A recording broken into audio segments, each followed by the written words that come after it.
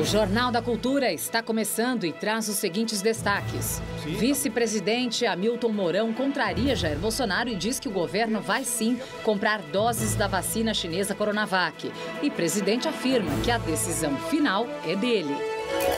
Médicos e pesquisadores avaliam que a primeira onda do coronavírus no Brasil está longe de ser superada. Em meio à pandemia, a taxa de desemprego atinge recorde. Depois da França e da Alemanha, Bélgica determina novo lockdown para conter segunda onda do coronavírus. Pesquisa indica que mortes pela Covid-19 reduziram apoio a Donald Trump, em eleição já considerada histórica, com mais de 80 milhões de votos antecipados. Terremoto no Mar Egeu deixa dezenas de mortos e centenas de feridos na Grécia e na cidade turca de Izmir.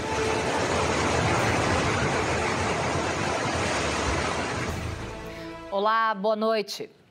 E hoje aqui na bancada temos o médico clínico geral Arnaldo Lichtenstein e via Skype o filósofo Mário Sérgio Cortella. E você pode fazer comentários pelo Twitter na hashtag Jornal da Cultura. Boa noite, Cortella, seja bem-vindo. Obrigado, Karen. Boa noite, Arnaldo. Boa noite, doutor Arnaldo. Boa noite, seja bem-vindo. Cortella, pessoal de casa. Cientistas afirmam que o Brasil ainda está na primeira onda de casos de Covid-19 e que o país está longe de alcançar uma queda acentuada da doença. Cenário bem diferente do registrado na Europa, onde a nova alta de infecções já é uma realidade. Na Europa, a segunda onda levou ao fechamento de atividades na França, Espanha e Alemanha. É uma tentativa de evitar uma nova disseminação da Covid-19, que voltou com força total ao velho continente. Enquanto isso, no Brasil, a contaminação e os óbitos continuam estáveis. O país teve um pico de casos e mortes em julho, quando chegou a registrar quase 70 mil notificações da doença e mais de 1.500 óbitos em apenas um dia. Nas últimas semanas, esses números vêm registrando uma queda, em média de até 1/3 em relação ao cenário anterior. Mas as notificações se estabilizaram num patamar ainda considerado alto. Demorou um pouco para o vírus se espalhar pelo Brasil e à medida que ele foi espalhando, em vez de a gente ver uma grande curva e com a queda rápido, a gente tem um acúmulo de ondaletas que se formam uma grande onda. O projeto Covid Analytics da PUC do Rio de Janeiro, uma ferramenta que acompanha a evolução da doença, mostra que não há previsão de queda, pelo menos a curto prazo. A gente continua prevendo uma estabilização, a gente vai estar caindo, mas caindo devagarzinho. Na Europa, a primeira onda foi contida com a adoção de medidas rígidas que restringiram a circulação de pessoas e tornaram obrigatório, por exemplo, o uso de máscaras. A flexibilização das regras pode explicar a alta de casos. Mas e o Brasil? Por que ainda não saiu da primeira onda? Foi a falta de uma unidade de política de enfrentamento da Covid-19, passando pelo governo federal, estadual e municipal. Essas três esferas tinham que falar a mesma língua, tinham que estar as três unidas com as mesmas estratégias. Se a gente aqui no Brasil briga porque foi necessário o isolamento e toda essa divergência política que há em relação ao isolamento social, na Europa, isso foi feito de forma bastante constritiva. Não foi esse isolamento à brasileira, em que nós víamos parques cheios, pessoas não querendo usar máscara e tudo mais. E o Brasil não seria o único país a permanecer na primeira onda. Nos Estados Unidos, também não houve uma queda significativa no número de casos desde o começo da pandemia. Lá, ainda há aceleração nos números. Hoje, o país registrou um novo recorde diário, com quase 91 mil novas notificações. Lá também não houve uma unidade federativa com os estados, o que obviamente prejudica demais a luta contra um vírus que já é bastante complicado. Muito mais difícil lidar com fake news, com questões políticas e com pseudociência do que lidar contra o próprio vírus. Bom, doutor Arnaldo, para você, qual a principal diferença do curso da pandemia no Brasil em relação a outros países do mundo? O que acontece na Europa foi que na primeira onda, quer dizer, quando começou a grande devastação que teve, né, todas aquelas mortes, aquele terror, 5% da população foi acometida. Ou seja, 95% da população era suscetível. E se fez o isolamento correto com aquele medo. Agora, esses 95% da população está saindo do isolamento por várias questões, não aguentar mais ficar em casa, começar um clima mais adequado, a falsa sensação de segurança porque não está tendo tantas mortes, e aí o vírus está lá, pegou em cheio. No Brasil, como bem disse a reportagem, além de não ter aquele isolamento rigoroso como deveria ter sido, a informação contrária fez com que as pessoas ficassem e não ficassem em casa, associado a que as pessoas tinham que trabalhar e não dava para ficar isolados, e a heterogeneidade do Brasil. E nós vamos chegar a viver uma segunda onda no Brasil? No Brasil, como um todo, é difícil falar. Provavelmente não. Mas, eventualmente, em alguns lugares onde a coisa está bem menor, a disseminação, talvez haja, não sei se uma segunda onda, mas um grande repique. Então, quer dizer, na verdade, as pessoas, os lugares onde estão melhores de contágio, são mais suscetíveis de ter outro. Sim. Agora, Cortella, a doença ainda está aí, mas muitos brasileiros estão agindo como se não houvesse mais riscos. As pessoas não suportam mais ouvir o fique em casa, ou as pessoas precisam sair de casa para ganhar dinheiro? Acho que as duas coisas, elas se mesclam, né? De um lado, há um número de pessoas grande que não tem como, né, ter o seu sustento se não for desse modo. Por outro lado, evidentemente que há muita gente que não consegue dar conta de ficar retida ali naquela condição que tem, né, de estar fechada por um tempo. Daí o risco, né, de nós não conseguirmos deter aquilo que é necessário agora parar, como o Arnaldo lembrou. Isto é uma mescla de situações que é muito danosa e poderá vir a ser mais ainda, né, Karen? Sim. Agora, doutor Lichtenstein, se a coisa piorar aqui no Brasil, né, o isolamento rigoroso, como é feito na Europa, foi feito na Europa e em alguns países da Ásia, funcionaria em favelas, por exemplo, onde as pessoas vivem, muita gente vive junto num pequeno cômodo? Com certeza não, mas esse não é o único problema. O problema social que está escancarado com a crise, ela escancara também o senso de coletividade e cidadania.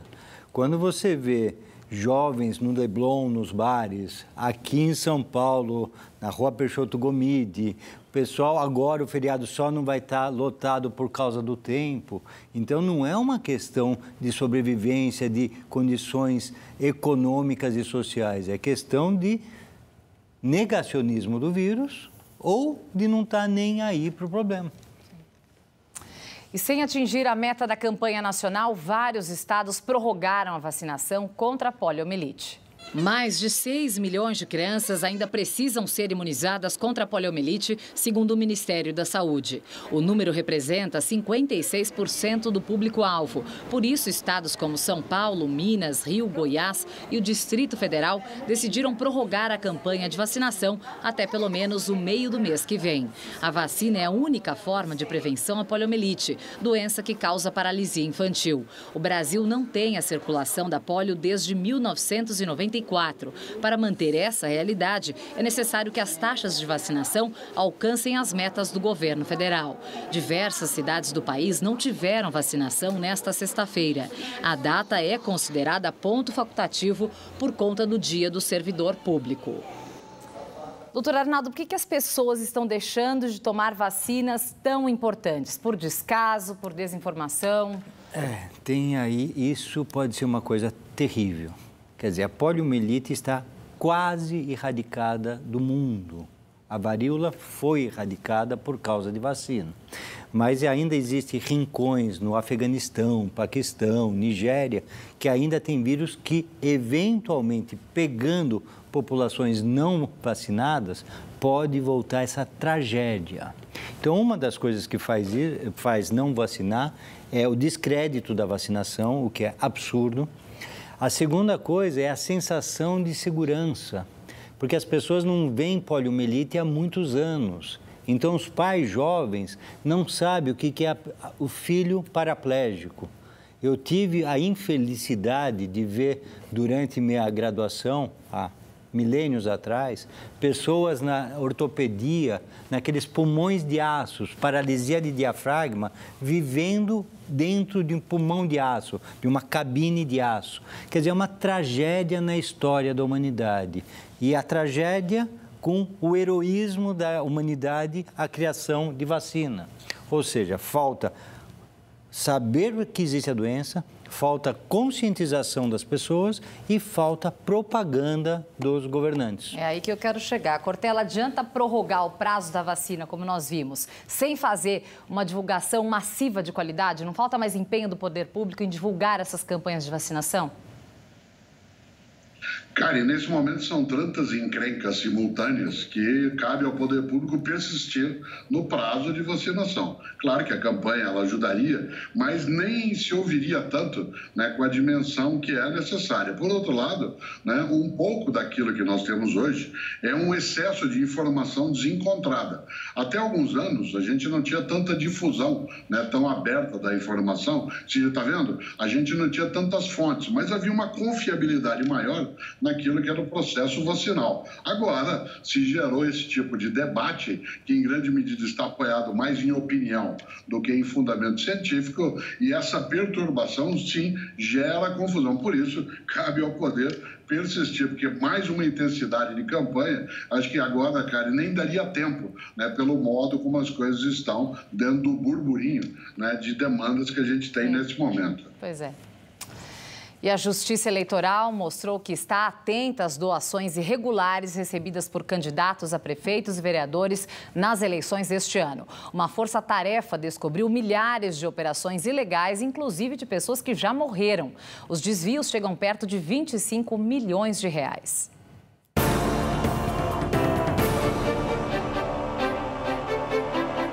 O Tribunal Superior Eleitoral identificou indícios de irregularidades em 7 mil doações de campanha ou pagamentos a fornecedores de candidatos e partidos, totalizando quase 25 milhões de reais. As investigações são feitas pelo Núcleo de Inteligência da Justiça Eleitoral, que é formado pelo próprio TSE, Receita Federal, COAF, Conselho de Controle de Atividades Financeiras, Ministério Público Eleitoral, Defensoria Pública Federal, Tribunal de Contas da União e Ministério da Cidadania. Foram encontrados mais de 3.700 desempregados que doaram quase 16 milhões de reais. Mas não dá para colocar todo mundo na vala comum. Não é só porque a pessoa está desempregada que ela praticou fraude, que isso é um indício de fraude. Não.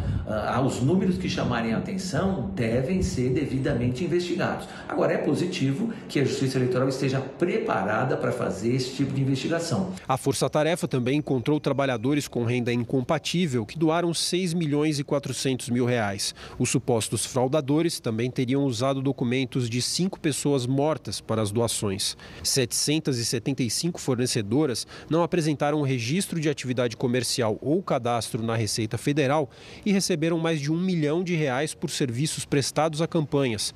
Outras 217 empresas, com sócios que têm parentesco com candidatos, arrecadaram mais de 400 mil reais com o mesmo tipo de serviço. Em nota, o TSE informou que não é possível detalhar ou compartilhar a íntegra do levantamento, porque ainda será feita uma apuração mais aprofundada. O tribunal diz que a cautela foi adotada para não sujar o nome de pessoa ou fornecedor de campanha que não tenha culpa. As informações agora serão repassadas para os juízes eleitorais para que façam as investigações necessárias para comprovar ou afastar a existência de irregularidades. A conclusão será usada na hora de aprovar as contas dos candidatos.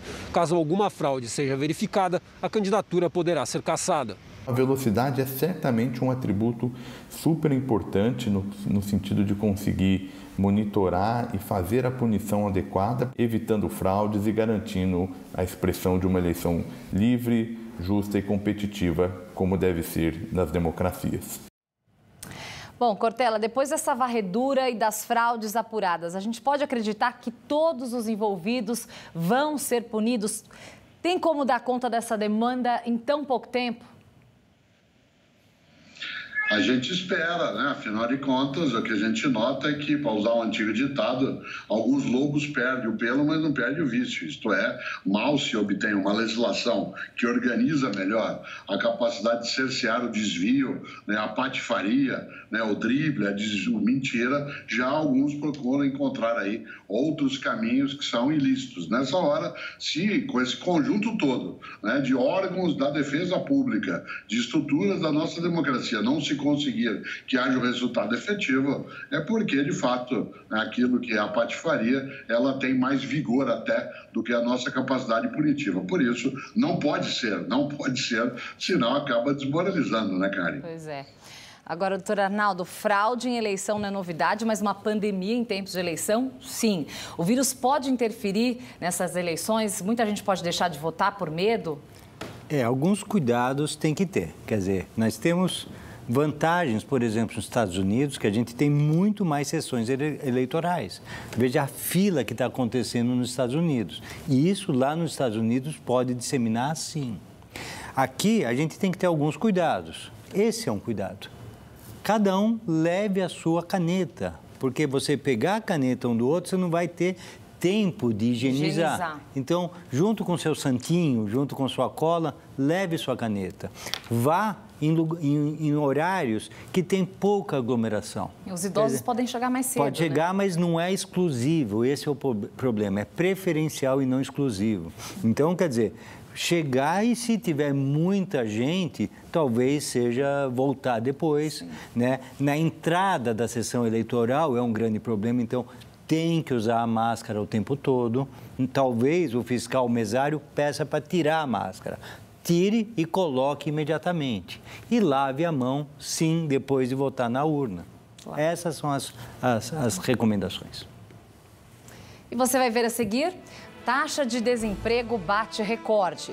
E ainda, contrariando Jair Bolsonaro, o vice-presidente afirma que o governo irá comprar doses da vacina chinesa contra a Covid-19. Nós voltamos já, não saia daí.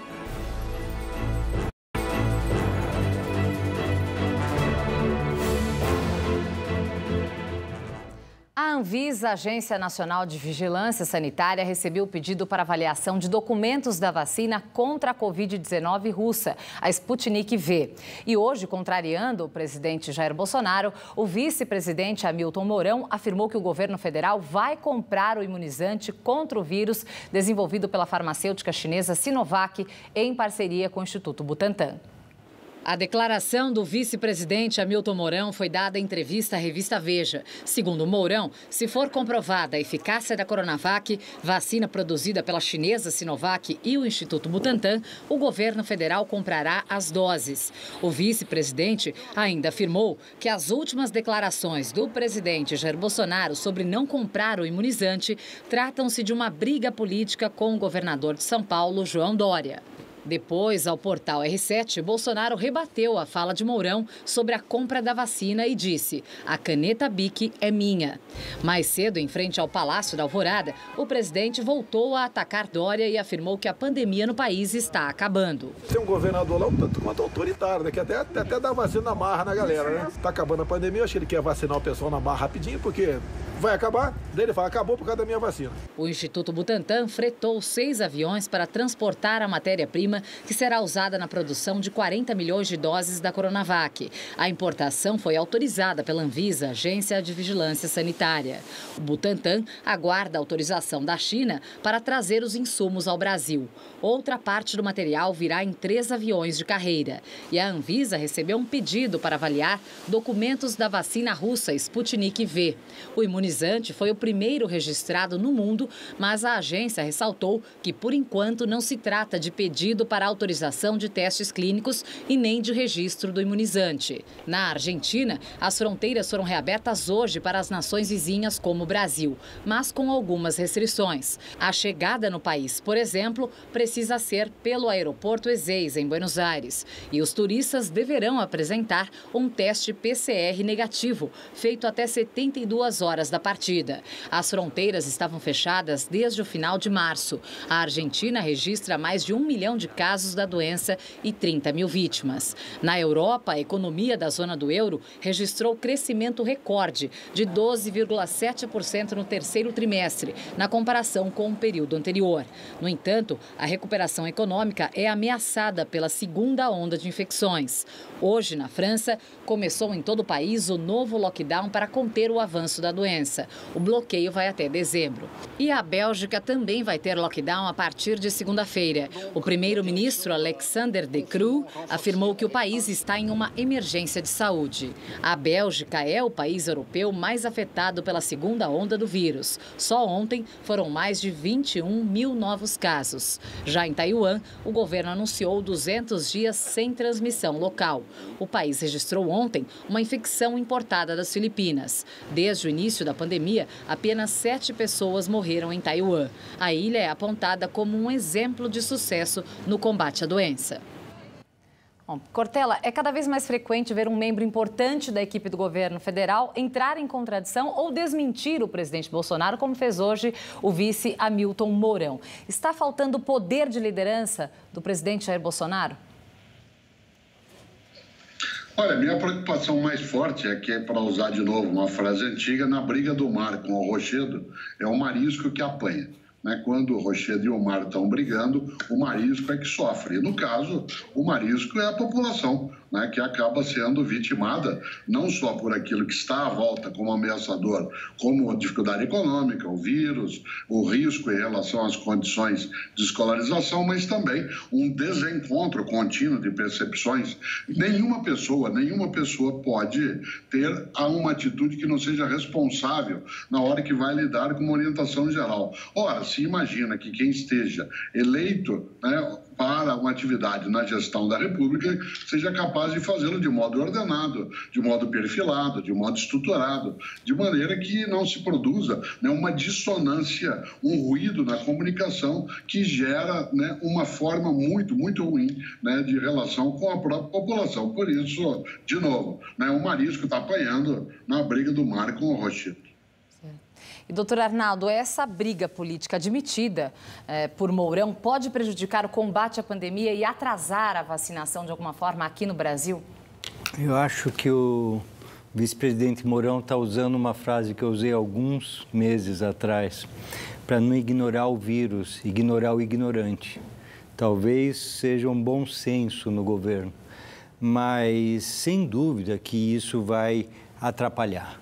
Não só pelo atraso que possa haver, mas a informação para as pessoas não se vacinarem.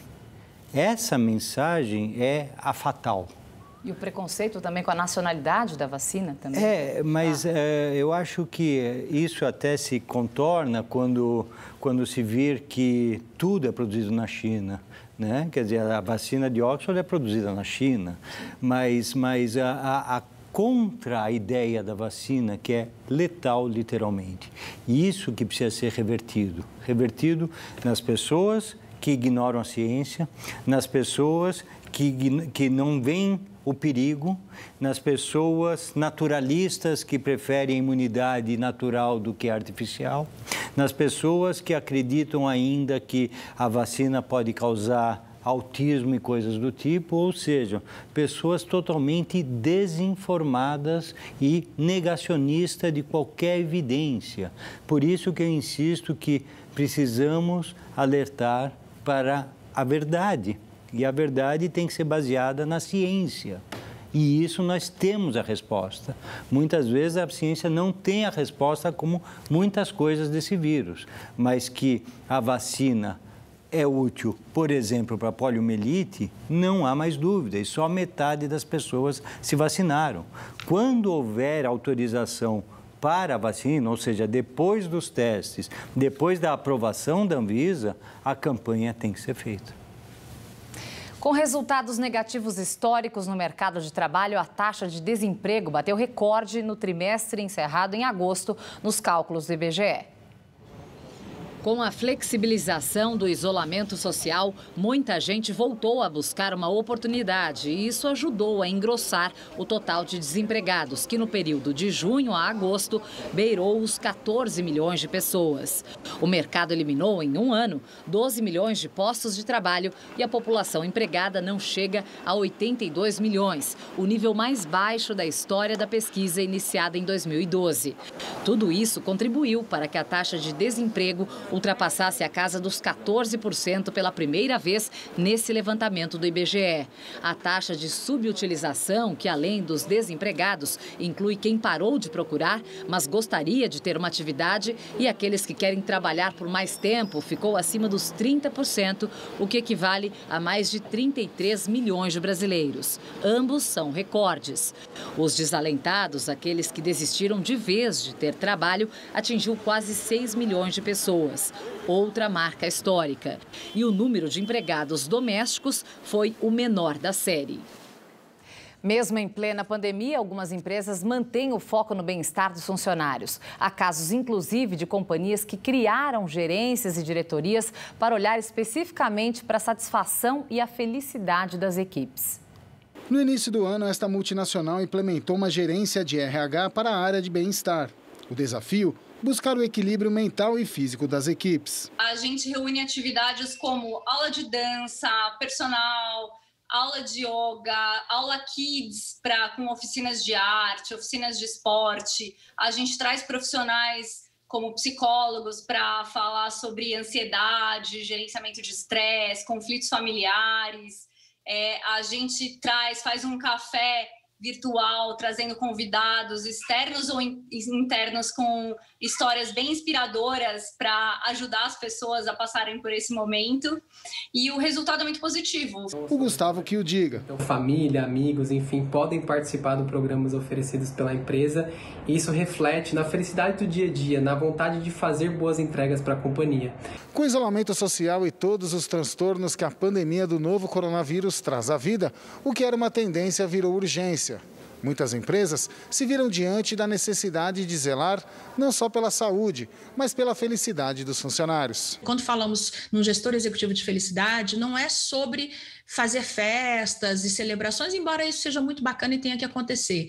É sobre identificar os fatores que são fatores causadores de sofrimento entre os trabalhadores e atuar para mitigar esse sofrimento e para prevenir também transtornos mentais e comportamentais. A empresa onde a Bianca trabalha tem 12 funcionários, todos em home office. Em junho, ela fez um curso. O objetivo, como aplicar a felicidade num ambiente de trabalho sem deixar de lado a sustentabilidade do negócio. A gente conseguiu mais demandas, a gente participou de novos projetos de concorrência, a gente inovou. Inclusive, hoje a gente tem um programa de felicidade e bem-estar na qual a gente apresenta aí para os nossos colaboradores, no intuito mesmo de plantar uma sementinha, porque a gente entende que isso é realmente urgência, né? É uma questão de prioridade das empresas. Cortella, a pandemia escancarou a necessidade de um cuidado maior com os funcionários no ambiente de trabalho. E aqueles que estão apenas em home office? Os cuidados oferecidos online conseguem suprir o contato pessoal, o olho no olho com os colegas e com os profissionais como os psicólogos que estão dando esse suporte nesse momento? Ainda não, mas haverá necessidade de avançar mais nesse tipo de apoio. Afinal, se eu atuo numa organização, numa empresa, eu trabalharei melhor se eu sentir que eu sou o melhor cuidado. E o cuidado aí não é só a remuneração, isso também, mas a preocupação com a minha sanidade, com as condições de presença dentro de tudo aquilo que se faz. E, portanto, como você lembrava, será que já está tendo? Não, ainda não, porque isso é muito novo também, inclusive na área organizacional, né? Não se tinha muita nitidez em relação aos caminhos que estão sendo seguidos, mas a preocupação de empresas mais inteligentes dará, sim, uma capacidade maior, inclusive de persistência, de resiliência e, sem dúvida, de produtividade, que é o que a empresa também deseja. Não é só o que ela deseja, se ela for boa, mas é uma coisa que ela deseja especialmente. Agora, Cortella, a gente sabe que no Brasil muita gente não tem, né, esse acesso, não tem esse benefício. Qual a maneira mais sábia de lidar com os desafetos, com as cobranças, com as pressões no trabalho? Eu sei que não existe fórmula, mas qual a maneira mais sábia aí para a gente se virar nos 30? A primeira coisa é ter uma noção de que isso é transitório, isto é, não será nunca definitivo se buscar alternativa de saída. Mesmo que a saída não se apresente neste momento, ela poderá, quando buscada, encontrar um tempo, né, de eclosão, de vir à tona. Segundo, imaginar que você já tem um problema, que é aquele tipo de desconforto, agregar ao desconforto, que já é um problema, um segundo, que é o desalento, o desânimo, vai aprofundar ainda mais. Por isso, pensar sobre aquilo que, sendo transitório, cessará e, por outro lado, que nada deve afetar de modo tão intenso que perturbe a capacidade de equilíbrio, inclusive para achar saída. É isso aí. E você vai ver em instantes, terremoto no mar Egeu provoca destruição e mortes na Grécia e no litoral da Turquia. E ainda, Brasil é responsável por quase 3% das pesquisas mundiais sobre a Covid-19. Aguarde que nós voltamos já já.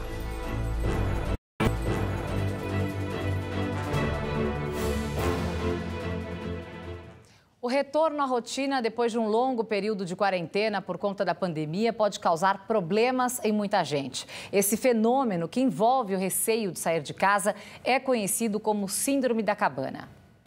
Depois de meses isolada, André está sofrendo com o retorno ao trabalho. Muito amedrontada, eu procurei fazer terapia para poder ajudar nesse retorno.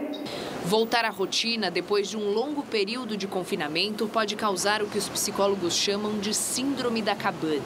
Apesar do nome, não é doença e nem transtorno mental, mas um estresse que causa dificuldades emocionais àqueles que precisam suspender o isolamento. O ser humano, quando se sente de alguma forma ameaçado, tem uma percepção de que ele está de alguma forma em risco ou pode vir a se colocar em risco, ele tende a buscar lugares onde ele tem uma sensação de controle, de conforto. E por isso, então, entre aspas, a cabana, que no nosso caso, aqui no Brasil, as casas, ou aquilo que a gente chama de lar. Durante a pandemia, a casa ganhou um novo significado para a Sandra. É o meu refúgio, porque eu fico na minha casa o máximo tempo possível, eu faço meus artesanatos, é a minha toca, Todo o isolamento pode ocasionar a chamada síndrome da cabana. Ela tem origem no século XX, na vivência de pessoas que ficavam isoladas durante as nevascas e depois tinham que retomar o convívio. E caçadores que se embrenhavam nas matas por longos períodos. Hoje, além da pandemia, pode afetar aqueles que ficam afastados em razão do ofício, como, por exemplo, os profissionais das plataformas de petróleo.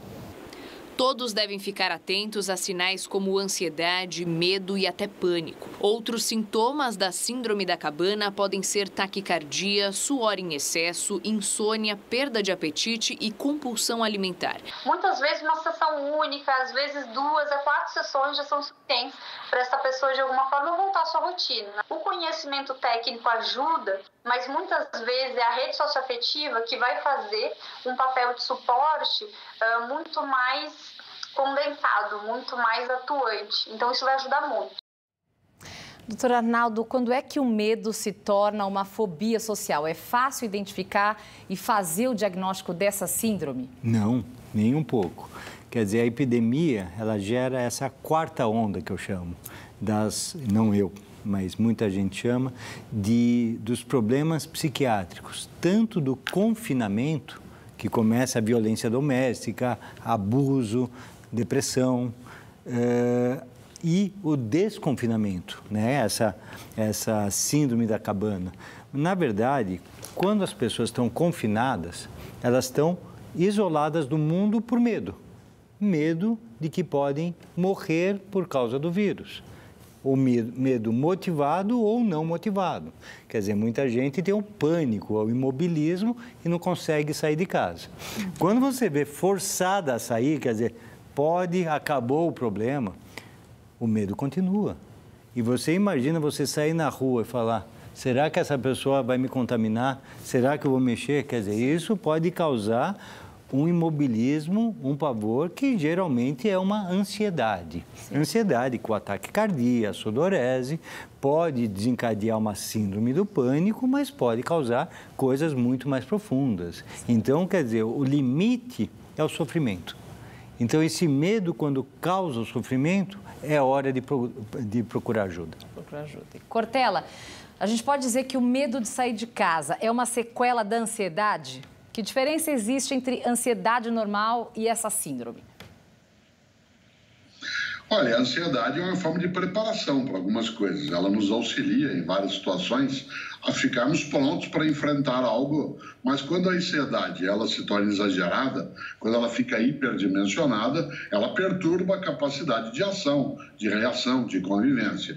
Por isso, estar em estado de alerta, e isso o medo faz, é algo que é positivo, mas quando esse alerta se torna, como o Arnaldo lembrava, um sofrimento, leva uma perturbação da própria harmonia e não é apenas um estado de disposição, né, para lidar com alguma coisa, acaba entortando, né, a rota que precisa ser feita. Ninguém está imune a isso. Eu mesmo, por exemplo, ontem, eu saí para ir até o dentista, mesmo a 2 quarteirões, né, de onde eu estou, ainda assim, como o Arnaldo descrevia, né, eu estava atento, não só porque estava procurando alguma rota que fosse mais segura para mim, como observava também que outras pessoas me olhavam para notar, né, se eu poderia conduzir ali algum risco. Por isso, não é estranho que assim seja, mas, evidentemente, separar o que é estado de prontidão de estado de imobilidade, eu acho que isso é necessário e, como o doutor Arnaldo lembrou, tem medicamentos, inclusive, que ajudam a atravessar um pouco essa outra tempestade.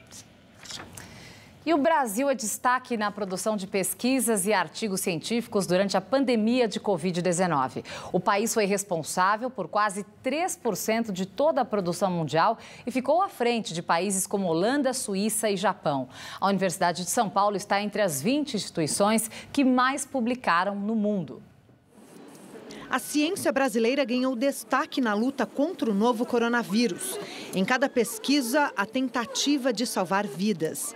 A pesquisadora Esther Sabino, professora da Faculdade de Medicina da USP, participou do sequenciamento do genoma do novo coronavírus, realizado em apenas 2 dias depois da confirmação do primeiro caso da doença no Brasil, em fevereiro. O trabalho foi publicado na revista Science. Você só consegue responder a um problema rapidamente se você está se preparando há muito tempo. Ciência não faz de último minuto. Pode ter parecido que era que a gente reuniu e foi fazer, não. A gente estava se reunindo há muitos anos. Desde o início da pandemia, foram publicados quase 170 mil trabalhos científicos sobre o novo coronavírus em todo o mundo.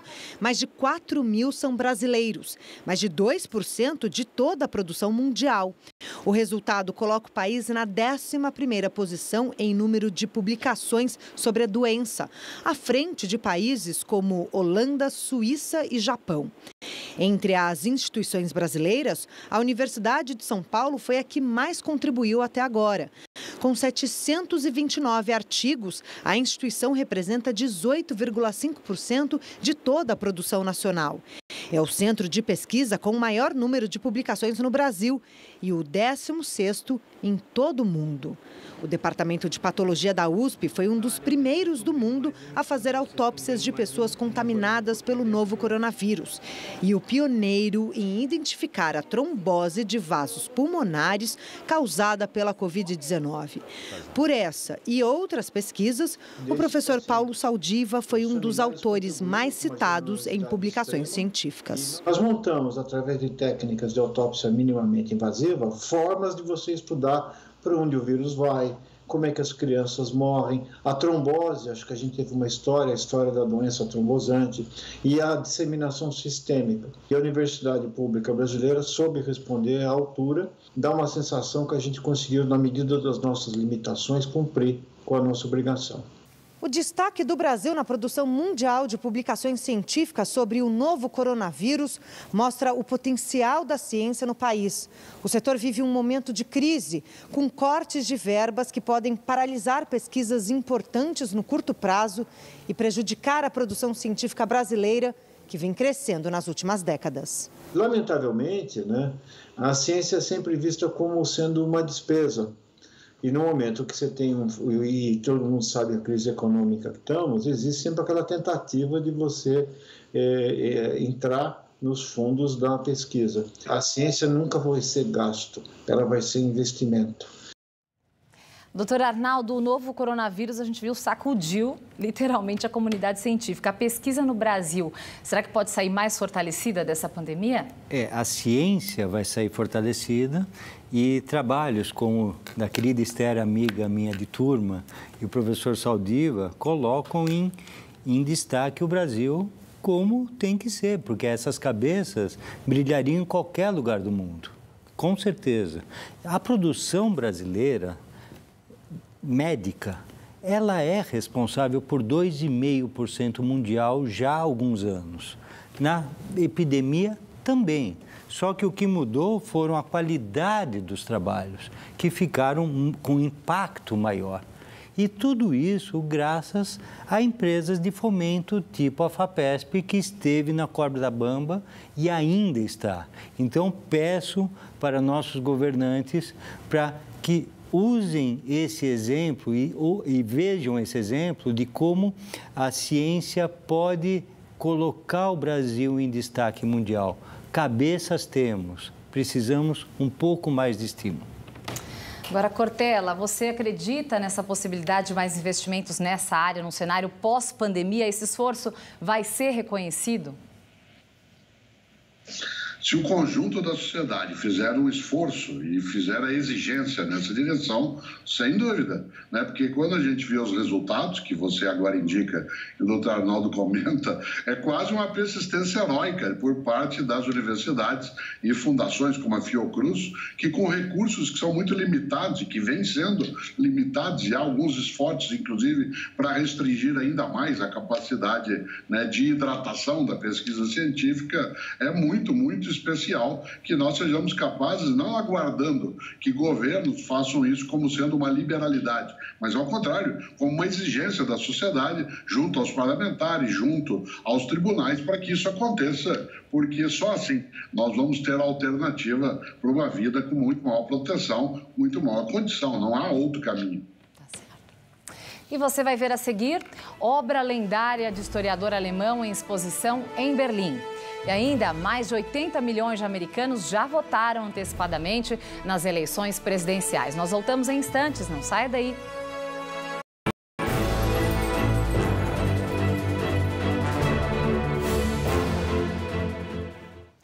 Apesar de estar atrás nas pesquisas, o presidente Donald Trump cantou vitória nos comícios de hoje. Faltam 4 dias para a eleição nos Estados Unidos e o número de votos antecipados já é histórico.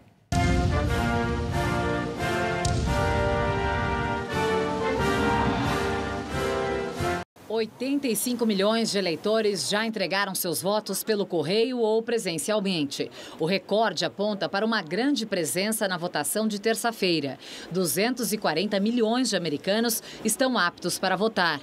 O destaque é o Texas. Os 9 milhões de votos antecipados superaram toda a votação no estado em 2016.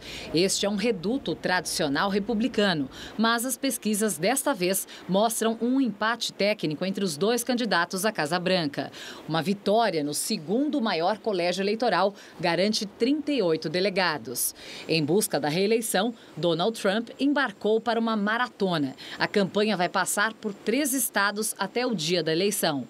Hoje ele começou por Michigan, onde cantou vitória para a multidão de apoiadores. Well, thank you very much. This is a great crowd. We have a lot of great crowds. There's something happening. You're going to see that on the 3rd, although the Supreme Court would probably like to delay it for a long time, it looks like. But we're going to have a tremendous victory. It's going to be a victory like none other. It's the most important election of our lives. Um obstáculo para os planos de Trump é a pandemia, que hoje chegou a 9 milhões de casos confirmados no país.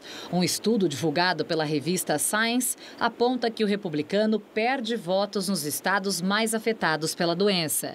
O assunto tem sido bem explorado pelo adversário. Discursando para seus apoiadores em Iowa, Joe Biden culpou Trump pelos números de mortos e pelos desempregados no estado por causa da pandemia. I've said before, I'm not going to shut down the economy. I'm going to shut down the virus. Cortella, o que está pesando mais nos Estados Unidos? O embate de ideias e propostas, pandemia versus economia ou trumpismo versus o antitrampismo? Há um movimento aí, né, Karen, que é um pouco cansativo em relação ao modo até, né, de conduta do atual presidente Donald Trump. As pessoas se habituaram, especialmente no governo Obama, a ter uma conduta da presidência com um pouco mais de elegância, de pudor, com uma forma menos agressiva até, né, de relação, o que gera também uma certa desconfiança em relação às propostas em geral. Acho que o Biden não encanta tanto, né, quanto se imaginaria um adversário mais forte para o Trump, mas ele dá ali uma condição de enfrentamento nesse momento que deixa o mundo em estado, né, de observação, porque ali não se decide só os próximos anos da nação norte-americana, mas também vários dos caminhos, né, que o mundo pode seguir. Portanto, é algo especial que a gente possa acompanhar e falta pouco. Falta pouco. Doutor Arnaldo, você acha que as pesquisas podem falhar novamente, como aconteceu em 2016 com a surpreendente derrota de Hillary Clinton? Em 2016, as pesquisas acertaram. Quer dizer, a Hillary teve mais votos, 2 milhões a mais de votos. O que acontece, algumas pessoas estão comentando, é que o eleitor tradicional do Trump, ele esconde o jogo, ele não se declara, porque não sei se é politicamente incorreto ou não, de toda a postura negacionista, mas ele fica mais na sua e não se declara tanto. Isso está sendo neutralizado pelo número de votações, porque os eleitores do Partido Democrata viram que, ao não votar na Hillary na eleição passada, perdeu as eleições. Mas a coisa não está ganha, não. E eu acho que o Trump não vai perder para o Biden. Ele vai perder para o corona. E você acha que o resultado das eleições americanas pode provocar um grande impacto aqui no Brasil? Total, total. Ou o Trump ganhando ou o Trump perdendo, vai ter impacto no Brasil e no mundo.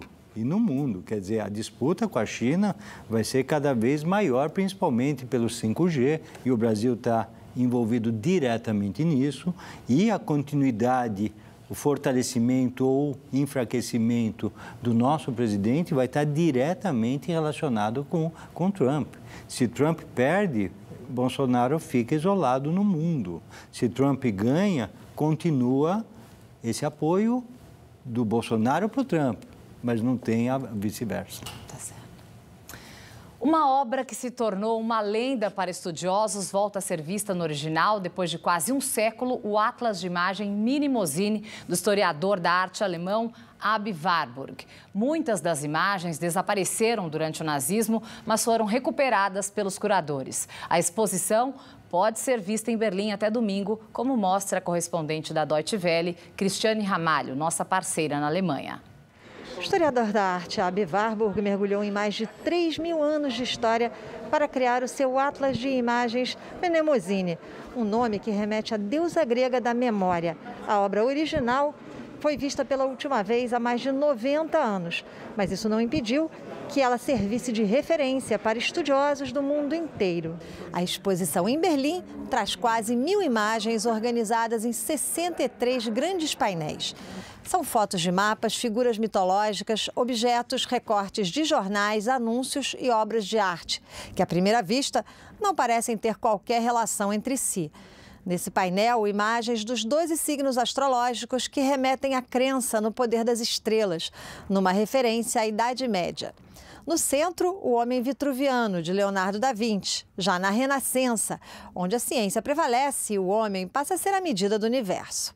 Warburg buscava imagens que migravam de uma época para outra, atravessando diferentes culturas e criava pontes entre os séculos ao identificar temas visuais e padrões recorrentes que podem ser entendidos por qualquer um em qualquer tempo.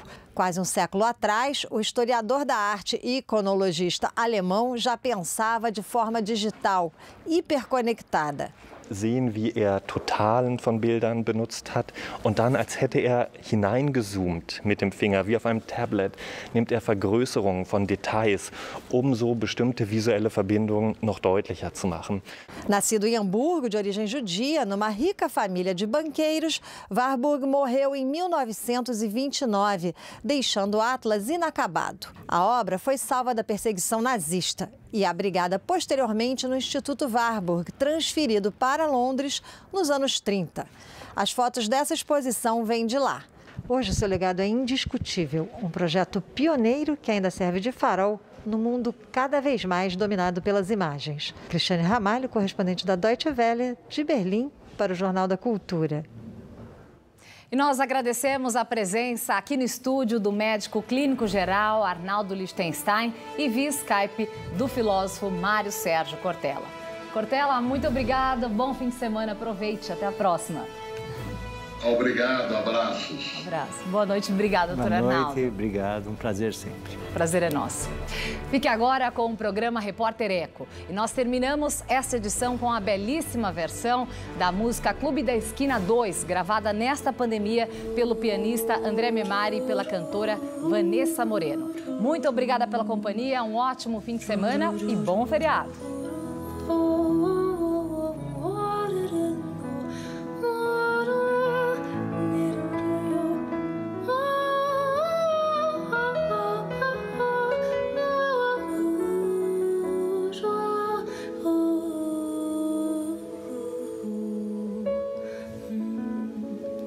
Porque se chamava moço, também se chamava estrada, viagem de ventania.